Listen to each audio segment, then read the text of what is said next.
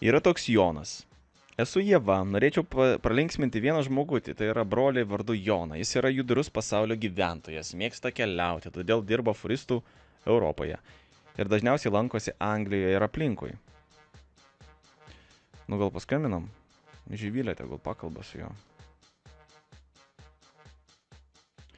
Čia mums daug kas jau skambina, bet chebrytė dabar, žinokit, pamėginom pakalbėti su Živilė.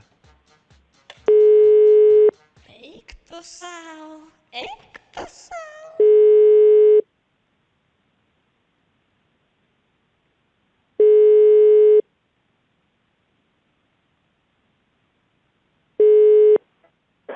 Alio. Labas. Labas. Ką veiki? Alio, ką veiki? Labas. Kas čia skambėjo? Skambin Živilė. Živilė. Živilė. Faina Živilė.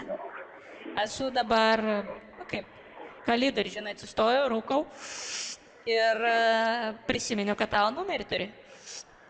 Ir Aš galvoju, tau paskambins. Dabar neturiu laiko.